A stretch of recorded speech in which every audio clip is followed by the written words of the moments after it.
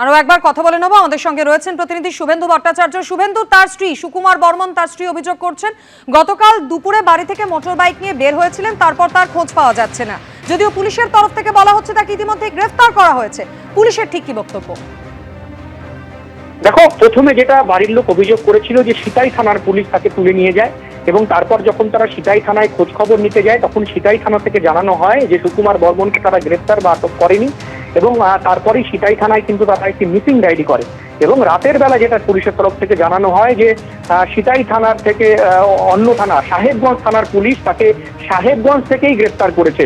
অর্থাৎ এখানে কিন্তু একটা প্রশ্ন যাচ্ছে, যেখানে পরিবারের লোকজন দাবি করছে যে সিতাইয়ের শিলদুয়ার এলাকা থেকে তাকে পুলিশ তুলে নিয়ে গেছে, সেই পুলিশ কিভাবে সাহেবগঞ্জ থানায় তাকে বলছে সাহেবগঞ্জ থানায় তাকে গ্রেফতার করা হয়েছে, এমন পুলিশের তরফ থেকে দাবি করা হয়েছে। তো সব মিলিয়ে এটা নিয়ে বিজেপি কিন্তু প্রশ্ন তুলেছে এবং পাশাপাশি বিজেপি আবারও বলছে যে যেইভাবে বিজেপি কর্মীদের এইভাবে আটক এবং গ্রেফতার করা হচ্ছে তাতে কিন্তু বিজেপিকে দিনহাটায় দমানো যাবে না, এমনটাই অভিযোগ করা হচ্ছে বিজেপির তরফ থেকে।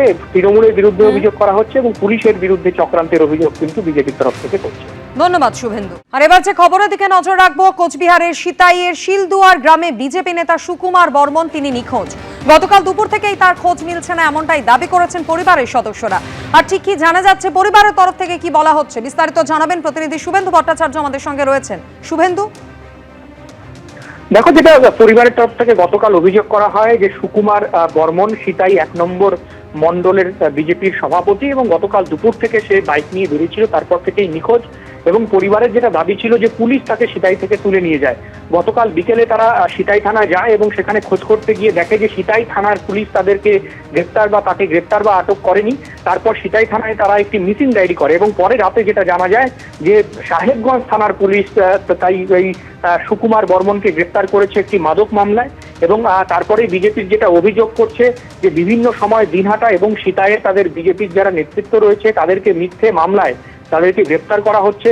সম্প্রতি বিজেপি এর প্রতিবাদে কিন্তু দিনহাটা থানায় বিক্ষোভও দেখিয়েছিল এবং তাদের দাবি যে বিধানসভা নির্বাচন যতই এগিয়ে আসছে ততই বিজেপি কর্মীদের ওপর এই তৃণমূলের নির্দেশে পুলিশ এই মিথ্যে মামলা ফাঁসিয়ে তাদেরকে গ্রেফতার করছে এবং যদিও তৃণমূল পুরোপুরি অভিযোগ অস্বীকার করেছে, তাদের দাবি যে বিজেপির নেতাকর্মীরা সেখানে বিভিন্ন বেআইনি কার্যকলাপের সঙ্গে যুক্ত, সেক্ষেত্রে পুলিশ তাদের বিরুদ্ধে ব্যবস্থা নিয়েছে এবং আইনের মতন চলবে, এমনটাই তৃণমূলের পক্ষ থেকে দাবি করা হয়েছে। সব মিলিয়ে গতকালের ঘটনাকে কেন্দ্র করে দিনহাটায় কিন্তু চাঞ্চল্য ছড়িয়েছে এবং বিজেপির যেটা অভিযোগ যে এর আগেও একাধিকবার তাদের এই নেতাদের যেভাবে গ্রেফতার করা হয়েছে, বিভিন্ন মামলায় ফাঁসিয়ে, বিশেষত মাদক মামলায় ফাঁসিয়ে গ্রেফতার করা হয়েছে বিধানসভা নির্বাচনের আগে, সেটা আরো বাড়ছে।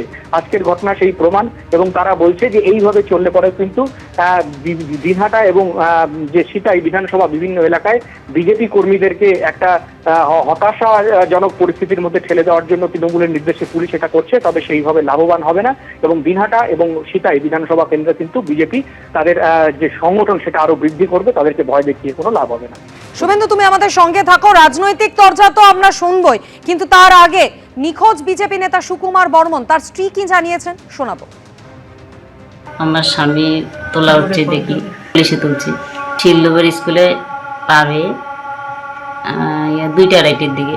ও একজন ভারতীয় জনতা পার্টি করে মন্ডল সভাপতি। ও সাধারণভাবে সিম্পলভাবে বেরিয়েছে। ও পাড়াবাসী দেখে যে দেখার পর কয় যে ও কোথায়, আমি এখনো তো বাড়িচ্ছে বাড়ি থেকে। তার বলে যে ওকে পুলিশের গাড়ি তোলা হলো, যে করবি খবরাখবরি। গতকাল বাংলাদেশের সাধারণ নির্বাচন হয়েছে আর এই মুহূর্তে চলছে ভোট গণনা। এই মুহূর্তে ট্রেন্ড আপনাদের জানিয়ে রাখি, বাংলাদেশের ভোট গণনায় জামাতকে বহু পিছনে ফেললো বিএনপি জোট। 299 আসনের মধ্যে 201টিতে জয়ী হয়েছে বিএনপি জোট। প্রথম আলো সূত্রে এমনটাই খবর। বাংলাদেশে 2/3 গরিষ্ঠতা বিএনপির। ঢাকা 3 আসনে জয়ী বিএনপি প্রার্থী গয়েশ্বর চন্দ্র রায়। নিকটতম প্রতিদ্বন্দ্বী জামাতের প্রার্থীর চেয়ে গয়েশ্বর চন্দ্রের ভোটের ব্যবধান 16,000-এর বেশি। নির্বাচনে জয়ী 7 মহিলা প্রার্থী। 69টি আসনে জয়ী জামাত জোট। প্রথম আলো সূত্রে এই খবর পাওয়া যাচ্ছে। শেখ হাসিনার টানা 15 বছর শাসন শেষের প্রায় 1.5 বছর পর এবার কুর্সির পথে বিএনপি। খালেদা জিয়ার পুত্র তারেক রহমান ঢাকা 17 এবং বগুড়া 6 এই দুটি আসনেই প্রতিদ্বন্দ্বিতা করেছিলেন এবং দুটি আসনেই বিপুল ভোটে জয়ী হয়েছেন তারেক রহমান। জামাতের সঙ্গে জোট বেঁধে লড়েও দাগ কাটতে পারেনি ন্যাশনাল সিটিজেন পার্টি বা এনসিপি।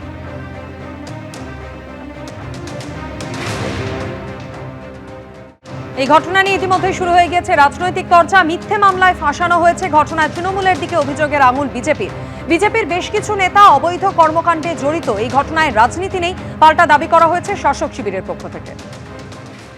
আমাদের প্রত্যেকটা বিধানসভায় কম বেশি কর্মীকে মিথ্যা মামলায় ফাঁসানো হচ্ছে। সেই রকম এখন শীতেই বিধানসভার পালা শুরু করে দিয়েছে। 2:30 নাগাদ বাড়ির থেকে বেরোয়, কারণ বশত টিএমসি বলেন বা অন্য কোনো প্রশাসন পার্টিকে দিয়ে কাজ করাচ্ছে, তো তাকে হয়তো ফলো করতেছিল। পুলিশের গাড়ি ঢুকে ওনার বাইক সহ ওনাকে তুলে নিয়ে যায়। এখন কোথায় আছে, কোন থানায় আছে, আমরা শীতেই থানায় গেলাম, গিয়ে আমরা মিসিং ডায়েরি করলাম, এমনকি আইসি সাহেবের সঙ্গে কথাও বললাম।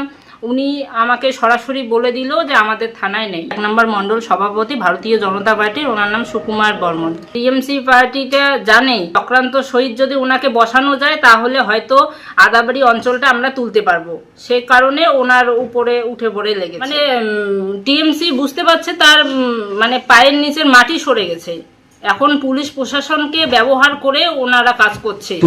এটা তো ঘটনা যে দিনহাটা সিতাইয়ে এর আগেও আমরা বেশ কিছু উদাহরণ দেখেছি যারা এই ধরনের অবৈধ কাজকর্মের সঙ্গে যুক্ত, এবং বিজেপির বেশ কিছু মানুষজনের নাম সেখানে উঠে এসেছে।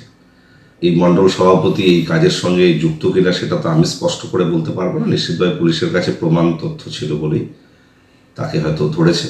সেখানকার কোনো নির্দিষ্ট মামলায় সে ধরা পড়েছে। এর সঙ্গে রাজনীতি আছে বলে আমার মনে হয় না। যারাই এই ধরনের কারবারের সঙ্গে যুক্ত, সে যে দলেরই হোক না কেন, তাদের বিরুদ্ধে অ্যাকর্ডিং টু ব্যবস্থা গ্রহণ করা হয়। এবিপি আনন্দ, এগিয়ে থাকে, এগিয়ে রাখে।